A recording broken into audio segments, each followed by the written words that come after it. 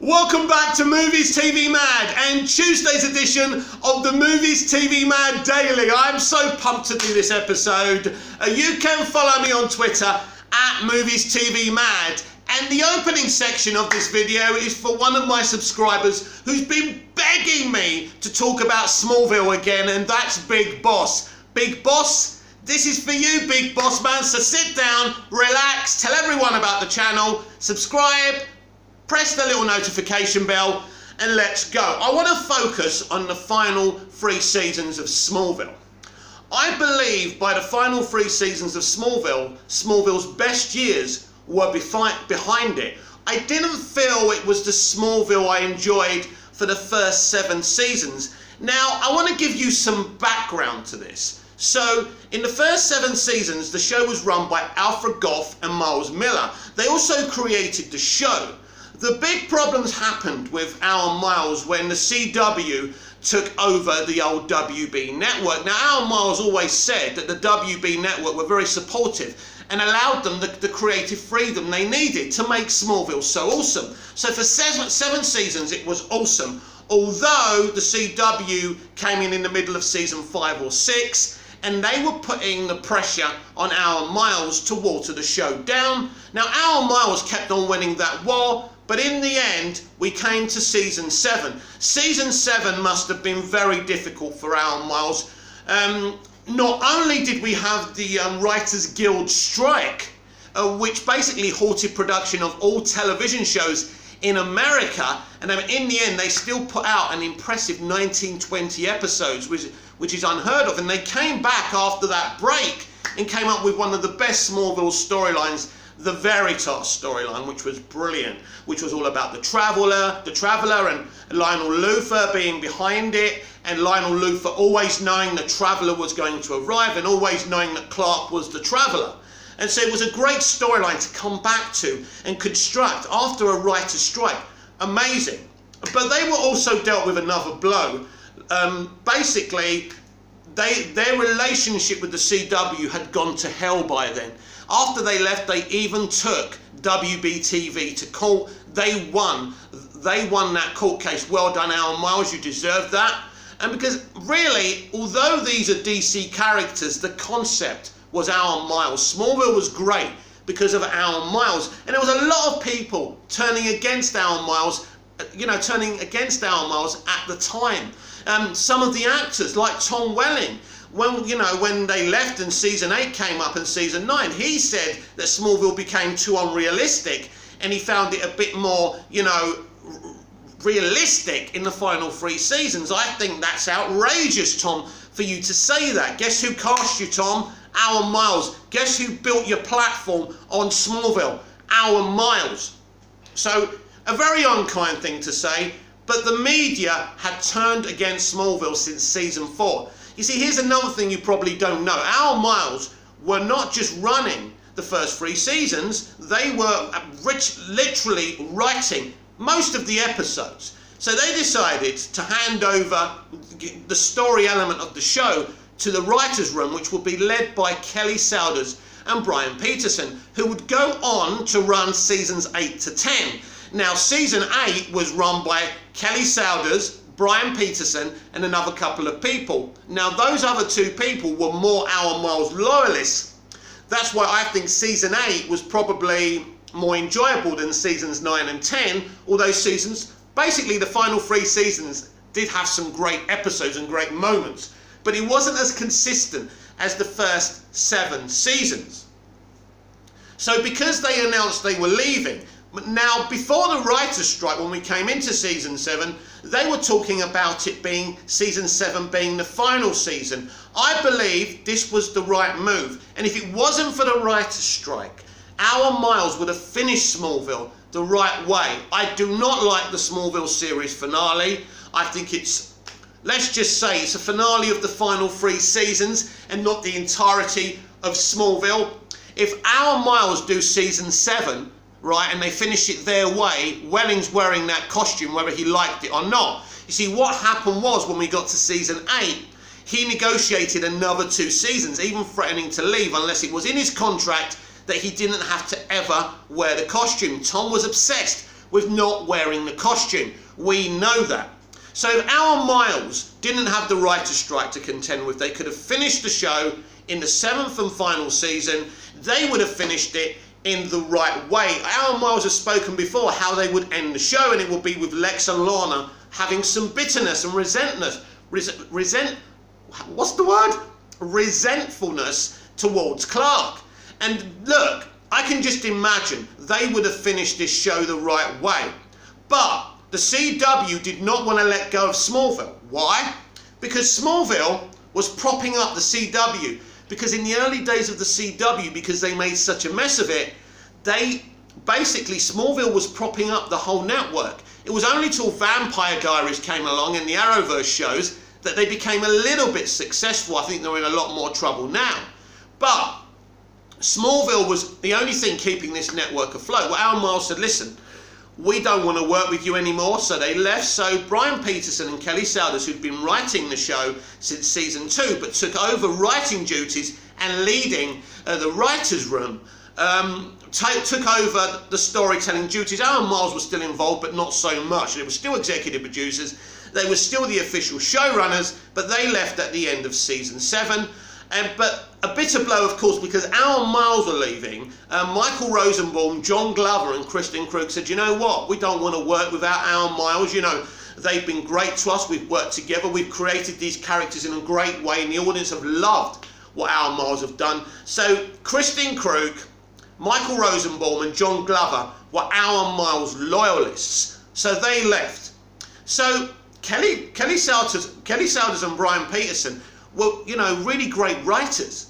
And they did a good job on Smallville, especially when Al Miles were running things.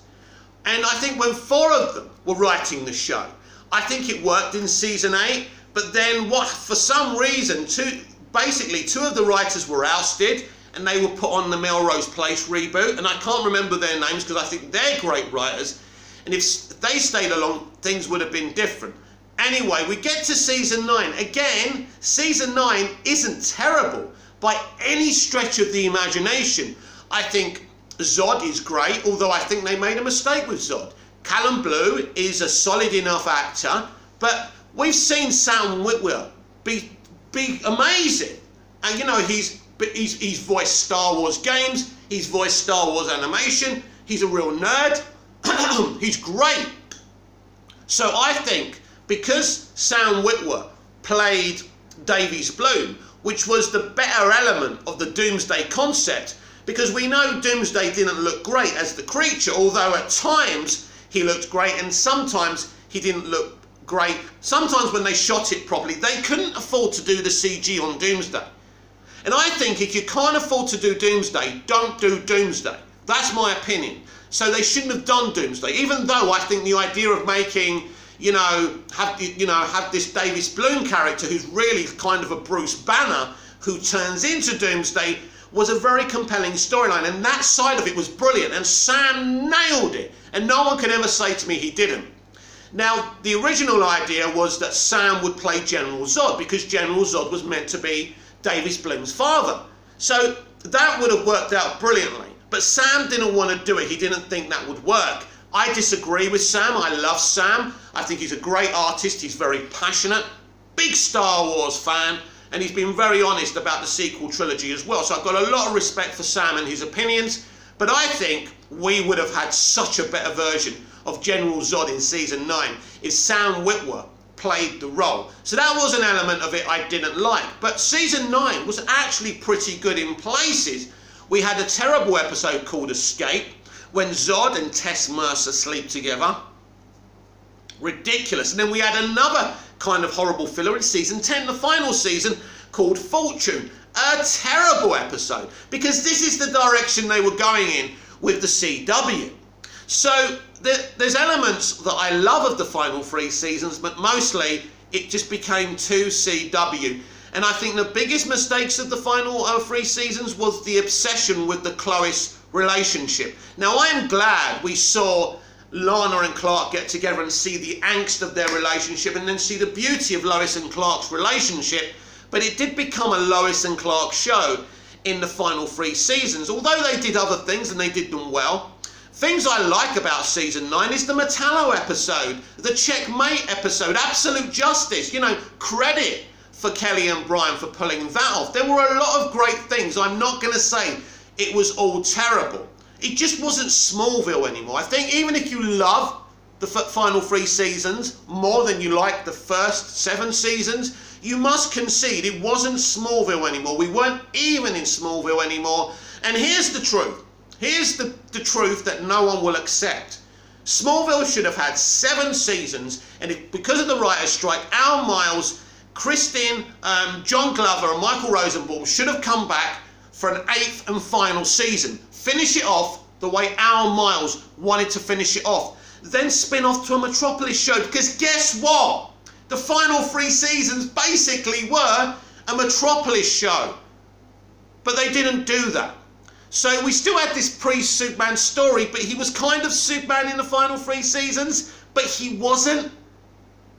So he became the Red Blue Blur. I kind of liked him being the Red Blue Blur. The beginning of him becoming Superman. And then he became like Neo with the black trench coat and the t-shirt with S on it.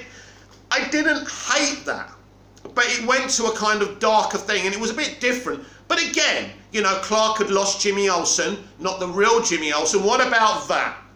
Henry James Olsen, because he wasn't actually Jimmy Olsen. Now, the justification of this is, in the comics, you know, Jimmy is very young, and the timeline wasn't right for this to be the Jimmy Olsen that works with Clark and Lois, and that's right. But why bring him in the first place? Why not bring him in as a very small boy hanging around Smallville? Maybe the Kents adopt him, maybe Kara and Clark. You know, maybe he lived with Kara and Clark. It could be kind of a Smallville kind of another Earth kind of situation. So I thought that was terrible. One of the bitter blows for me in season 9 is when they decided that Oliver and Chloe should be romantically involved. Alison Mack and Justin Hartley had the romantic chemistry of me and Catherine Zeta-Jones. It just wouldn't work between me and Kathy, would it? So, and obviously I never tried that because she's married to Michael Douglas. So I hated that. That was a bitter blow for me because Chloe was one of my favourite characters from the pilot of Smallville. And she deserved better. And you know, you've got Black Canary on the show. Why can't Black Canary and Oliver Queen be together? Why did the CW hate Black Canary? Black Canary and Oliver couldn't be together on the Arrow show, and they couldn't be together on Smallville. So that really, really did frustrate me. So, as I say, when we got to season 8, I believe Smallville's best years were behind it. I never had any issues with Smallville in the first 7 seasons because it was made in the Al Miles way. So, I still like the final 3 seasons, but there's a lot of frustrations for me. Then we get to the final season with the Darkseid arc. Again, elements of these heroes being targeted by Darkseid and his minions were interesting, but again, unless you have the budget to do a great CGI rendering of Darkseid, don't do it. What did we get in the fucking finale? Darkseid Lionel. Terrible. Not only disrespect for Darkseid as a character and iconic villain, but disrespect for John Glover, who was brilliant in the first 7 seasons of Smallville. I even like his alternate Earth version. That was interesting and a great way of bringing him back. But Darkseid Lionel. But let's go back to season 8. Michael Rosenbaum refused to return. So they decided to have, because Lex Luthor was in the Fortress at the end of season 7.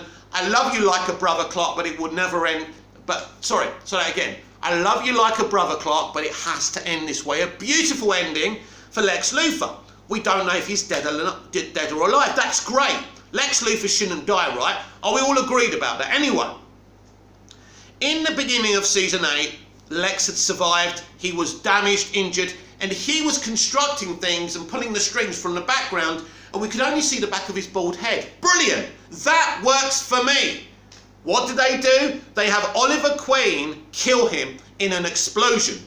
You don't kill Lex Luthor. So by the finale, Lionel Luthor from the other Earth does a deal with Darkseid, and basically Lex has got all these clones of himself, so a clone of Lex rises up with all the original Lex's memories, and it's a fucking mess. So Michael Rosenbaum didn't agree to come back to the finale till basically they nearly wrapped up filming the finale.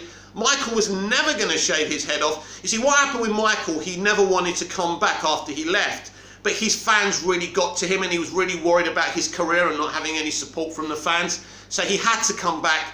He really didn't have any choice. Now, the best scene of his return was in the burnt out mansion. I watched that on YouTube and TikTok all the time and I rewatch it on my Blu-ray. It's brilliant. It's a brilliant scene. The scene between him and Tess just doesn't work. I don't believe that these two know each other, that they're brother and sister. I don't like the way they erased Lexi's memories. I hate that, I really do. Although it could be used to a better way in the Smallville animated series, whatever they focus on, and we'll see if that ever happens. I think they're pitching it right now. It's not definite, they're developing it, but we'll see what happens. I hope it happens. Personally, I'd like a live-action Smallville spin-off. I'd like a Metropolis show, but WB-TV don't have the ambition. Smallville has more fans than the whole of the Arrowverse put together. They don't understand the success and the popularity of this show. So I wasn't satisfied with the finale. Now, most people's issues with the finale, although Access Media loved it and said it was an amazing finale, and it was in places, and when I go back to it now, I don't hate it as much, but a lot of people hated it because he didn't wear the costume.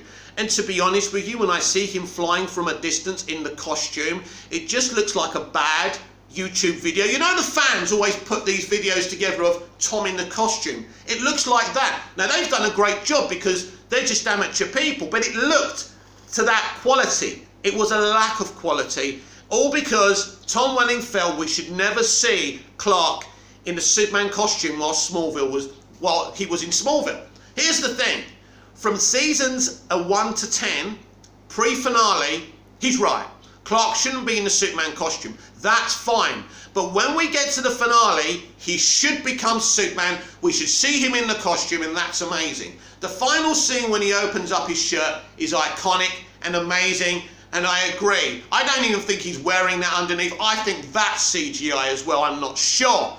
So, look, I was broken-hearted about the series finale. You don't, as broken-hearted as die-hard Game of Thrones were about the final season of Game of Thrones and that series finale, I was heartbroken. I was inconsolable. Smallville was my fucking life. You know, Smallville stopped me from wanting to kill myself. You know, Smallville reinvigorated my love for Superman. The love I had for this emblem and this character when I was a small boy. It kept me going, living in shared accommodation, renting a room on my own. And it was heartbreaking what they did in that finale for me, and it was somewhat disappointing. And I was screaming on the internet about it, and everyone hated me for it, how much I hated it, how much I want. I tried to start a petition to basically delete the final season and have Alan Miles come back and do a mini movie and fix it. I was that crazy. I was as crazy as the Game of Thrones fans who want to delete the final season. Never going to happen, but I can understand why they want it to happen. So I knew how you felt, Game of Thrones fans, before you even witnessed what happened. Because what happens in a final season, nobody's motivated anymore. They just want to get it done. They know the job's over, they just want to move on.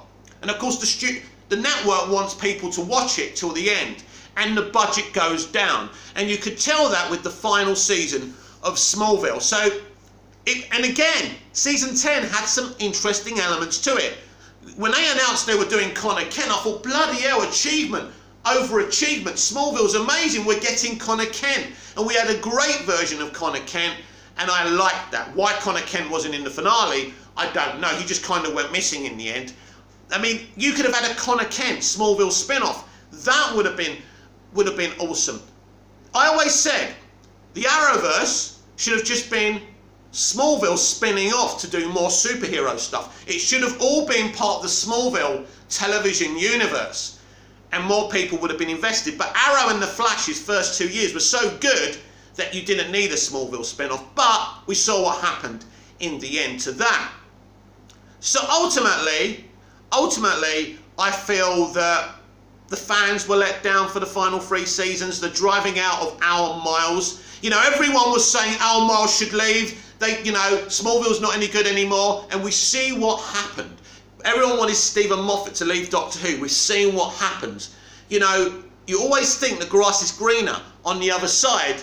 But ultimately, even though the final 3 seasons did have, you know, a bunch of good episodes, it lost that Smallville consistency we had in the first 7 seasons.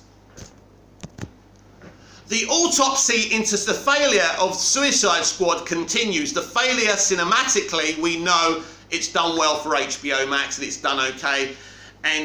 But cinematically, you know, in movie theatres, it simply hasn't done well. And it's going to struggle to get back its budget globally. I mean, it's going to get 60 million domestically by the time it's done, maybe slightly more. So what does that mean globally?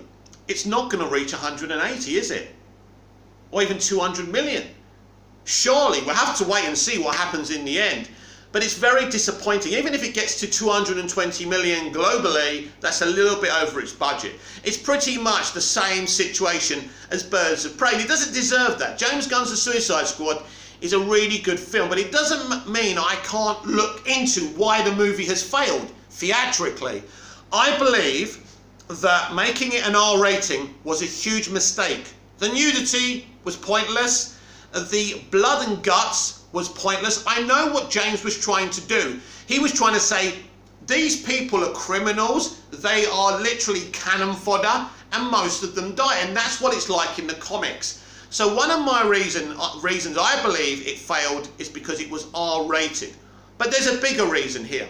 Once you've seen one Suicide Squad film, you have seen them all. DC fans and the broader audience don't have much of an interest in Suicide Squad. And I didn't see this coming. All I could think of is James Gunn is doing a DC movie. This is awesome. $1 billion in the bank. Unrealistic, of course, in the current pandemic climate as well. But I thought it would make huge money because of James Gunn. But the point is, there is a lack of interest in Suicide Squad movies. Now I think they would have learned their lesson, and I still think he'll do Suicide Squad spin-offs on HBO Max, and I think that's the best thing to do. Now another question I want to ask you, is James Gunn a one-trick pony? He had the opportunity to do a Superman movie. He turned it down to stay in his comfort zone, because a Suicide Squad movie is his comfort zone. It's a group of people, kind of anti-heroes, that he kind of makes you like in the end, even though you shouldn't like them. But how long are audiences going to humour him on this? We've seen Guardians 2, we've seen Guardians 1, Guardians 2, The Suicide Squad, Guardians 3 in 2023. This is going to get very, very old fast. He needs to challenge himself. Can he do anything else? Are people going to get bored of this concept of him working with groups of people, you know, heroes in a group? I think people will get bored in the end. And I think they already have. So I think he should have gone for doing a Superman film. Although, if he thinks Superman's a villain, then I'd rather him not touch it. What is it? With everyone trying to make Superman a villain. He's a bloody hero. He's the ultimate hero. Now, he had this idea originally, and I'm assuming WB shot it down, that Superman would be the villain that the Suicide Squad are going after. Interesting. Because what I would have done is I would have had Bizarro. You could have brought in Henry to play Bizarro. That would have been interesting. You could have brought another actor to play Bizarro, because you can understand, and you can actually, by the way, because Bizarro is the way he is, the way James Gunn likes to bring comedy into the mix, Bizarro would have been the perfect villain. And you kind of would have empathy for him and feel bad for him as well. So that would have been a great idea, to have Superman as a villain. I don't like that. I don't like that one little bit. It has to be, you'd have to be on Red K or something maybe, but no. And you can understand why the studio shot it down. One of the reasons they had issues with Snyder is because sometimes Clark and Superman were a little bit darker than a lot of Superman DC purists would have liked. So they didn't want to go through that again, but this is what auteurs are like. So I'm glad they didn't do that, but I think Bizarro maybe would have been an improvement on Starro. Starro's great, and the story he's trying to tell there is great. Look, the Suicide Squad is a really, really good movie. And it's, you know, it's shocking that it's flopped at the box office. But at the end of the day, who really is going to come out for an R-rated Suicide Squad movie? Now, the rumour is that Matt Reeves' The Batman will be PG-13. A lot of people are talking about this. I want this movie to be PG-13. Matt Reeves wants this movie to be PG-13 because Batman should be accessible to everyone. Now, if you want to do an R-rated Batman with another director, with maybe Ben Affleck's Batman movie, that's cool with me. But this is a brand new Batman. PG-13 is the best way to go, and more audiences are going to come in. I think this might have put off WB and DC of doing more kind of R-rated movies, but then again, if you've got someone like Todd Phillips doing R-rated movies, The Joker was a huge hit, let's not forget. I just think that there's not enough people interested in the Suicide Squad as a concept in the movie theatres, and that's why it failed. Why James Gunn is right about theatres versus streaming and TV. James Gunn says people seeing movies primarily on streaming won't impact their legacy, since it's always been TV that makes movies last. He's right. By Stephen M. Colbert. Oh yeah, it's the man who blocked me ages ago. Never mind, he's a great little journalist, so I'll read his little article. I agree with this, by the way. James Gunn is exactly right when he says big streaming releases aren't a huge problem, because movies last because people can watch them at home, not just in theatres. The coronavirus pandemic threw the movie industry into disarray, further shifting big movie releases like the Suicide Squad away from the big screen and onto streaming. While theatres and the big screen will always be a fixture in movie-going culture, but will they? I think it's going to shrink even more than now. Thanks to a shrinking box office, they won't always be the biggest place to see movies. They won't be. It's like the jukebox, it's like the vinyl player. This is what's happening with movie theatres, and everyone's in denial. The advent of streaming, and especially the growth in big budget streaming releases like Tomorrow War and Army of the Dead, combined with shortened theatrical exclusive windows, have created a lot of conversations about big screen movies versus small screen. Mostly arbitrary point. Movies are movies, and while bigger screens and louder sound can certainly elevate a movie, the line between movies made for theatre and movies made for home viewing isn't nearly so clear as it was in the days where non-theatrical films were almost all low-budget, straight-to-video B-movies. The thing is with the movie theatre, the reason we like it, it is the loudness, it is the picture, it's the big screen, but it's the reactions from everyone around you, of course it is. And I think maybe there may be a different type of avenue for this. I mean, because of the internet now, this is what I've said. If movie chains and the movie studios can form a company together and have an online pay-per-view kind of version of this, where everyone can sit there watching it, and you can kind of maybe, because of the internet, I can see, I'm here and I can see you, and I can see you watching the movie and a group of people, and I can see you react, you can see me react. I think this is what we have to do. We have to make the viewing of these big movies on first releases more interactive and interesting, and not via the movie theatre, but via sitting at home and doing this via streaming. Pay-per-view, they'd make a lot more money. This was my suggestion at the very beginning. Don't put them on your streaming services. Create a separate streaming service for brand new run movies and do this, and you can charge so much more money. But they just don't have any vision, do they? The post-pandemic reopening of movie theatres and same-day streaming releases has changed the way we see theatrical releases, with some movies intended for blockbuster theatrical experiences being viewed primarily by huge audiences at home. As the box office struggles to recover, studios like Warner Brothers say they're returning to theatrical exclusive releases in 2022. Now listen, this is how the world works. Movie studios know how a global pandemic is either going to get worse or bigger, because the CDC, the medical services, the governments inform them first, because they bring so much money into the system. So for Warner Brothers to say, right, we're not doing day and date next year, it means things are finally going to get better. So this is good news. But the streaming shift won't totally go away, especially with shorter exclusive windows, meaning the way we consume movies as a culture will never be the same, but in some ways will be the same as it ever was. So for example, you'll see the Batman in March. It will have a 45-day movie viewing window. Then it will probably go on HBO Max, but you'll also be able to buy it sooner or rent it sooner on other streaming platforms like Amazon Video, which is great for me because I don't have access to HBO Max. Hopefully, eventually I do.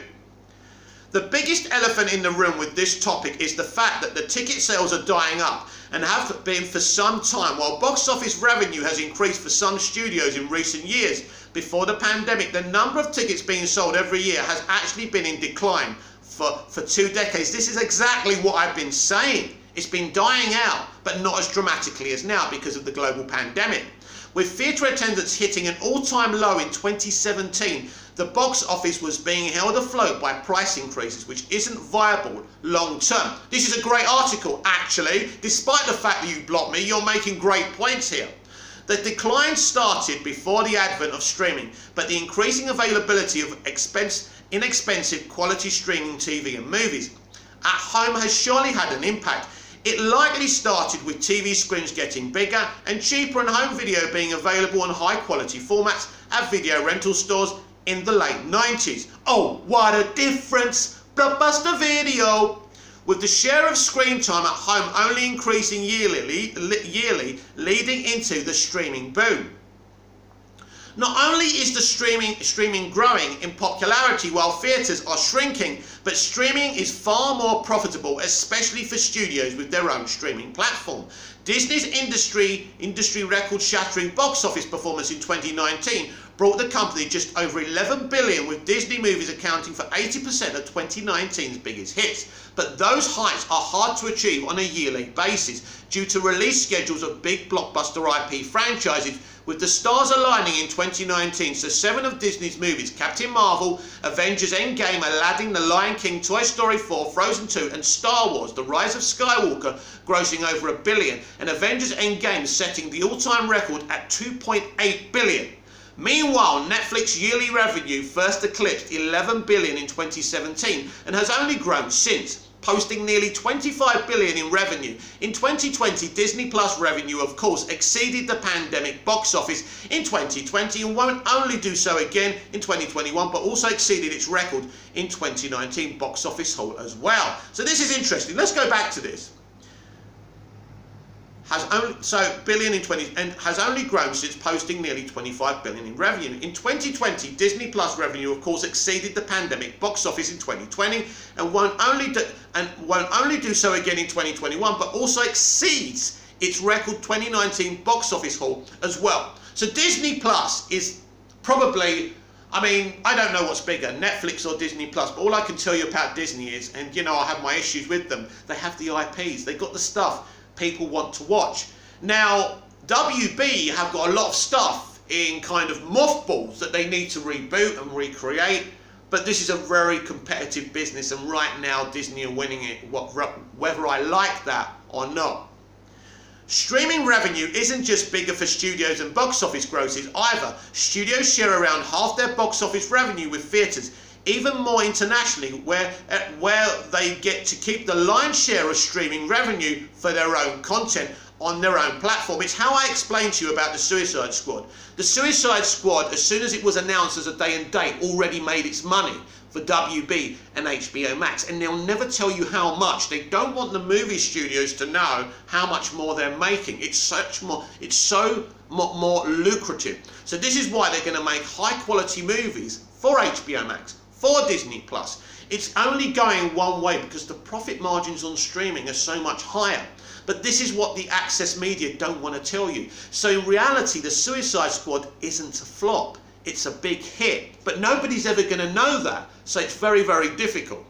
Only sharing a small percentage with companies like Google or Amazon when their hardware is used to stream the movie. It doesn't take a studio CEO to know massive revenue boosts and higher profit margins are a good combination. There's a reason Warner Media CEO Jason Kilar sees $1 billion streaming movie budgets in the future.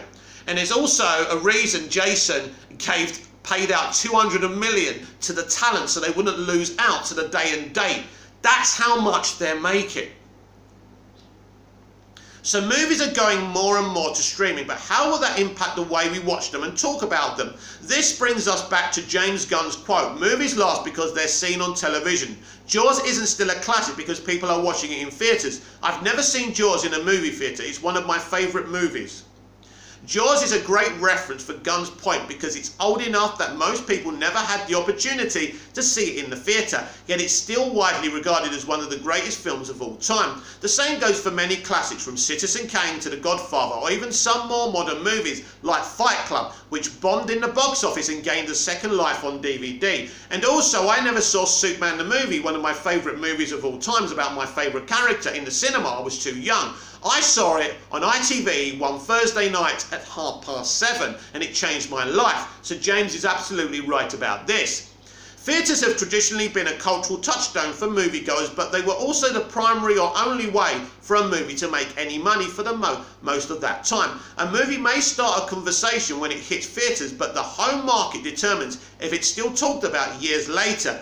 Batman v Superman: Dawn of Justice is a great modern analogy, where the movie made a big initial splash at the box office and certainly started conversations, but writer Chris Terrio says it was sabotaged by studio cuts. It was the release of the 3-hour Ultimate Cut, aka Zack Snyder's director's cut, that truly immortalised it with fans, keeping it in the conversation for years, serving as a major driving force behind the campaign for the Snyder Cut, which has become a Hollywood legend now, despite only being released on streaming and at the end of the day.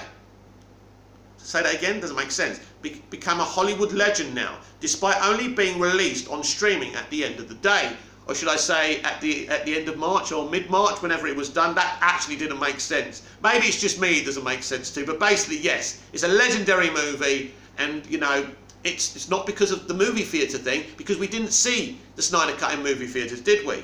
There was a time when theatres were the only place most people could see movies, but the ability to watch, rewatch, pause, rewind and truly pore over films at home redefined many people's relationships to cinema, falling in love with larger-than-life stories at home.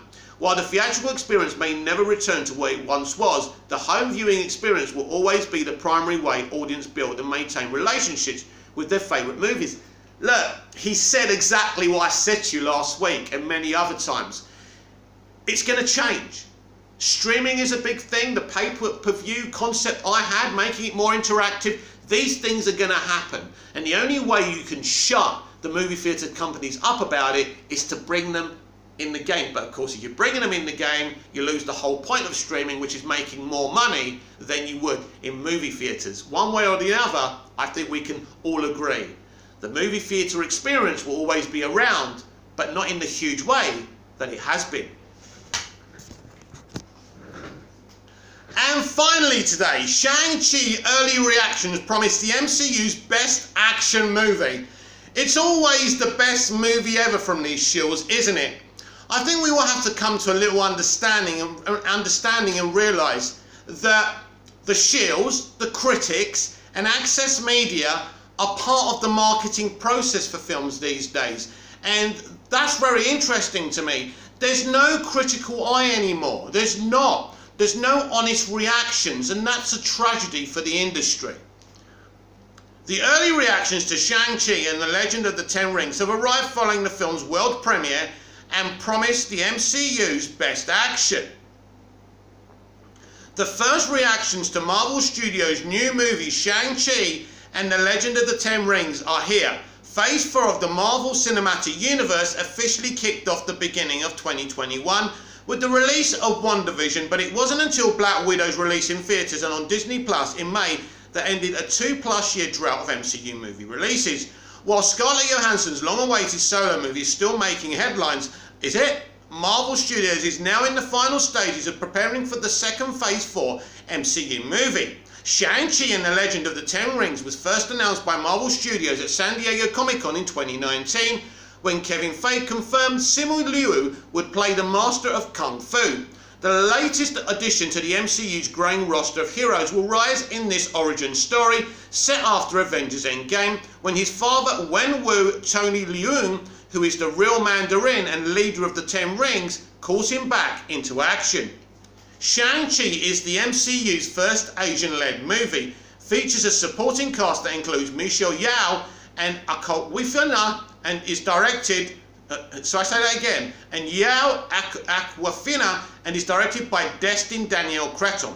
After delivering several exhilarating trailers and making it through a few pandemic-related delays, the first reactions of Shang-Chi have arrived.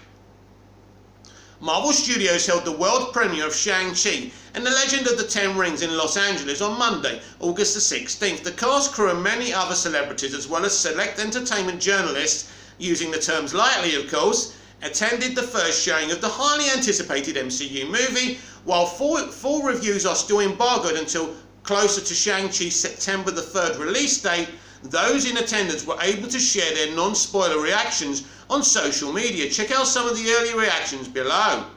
Joseph DeClima, Black Lives Matter. 3 things. 1. Shang-Chi has on the best MCU origins I've seen. 2. The action in Shang-Chi is some of the best I've seen in the MCU, although the action isn't great in the MCU anyway. 3. Sam Liu is my favourite actor in the MCU and is welcome to karaoke with us anytime. These are not 3 good statements, are they? How can you say it's the best this and the best that every time a new film comes out?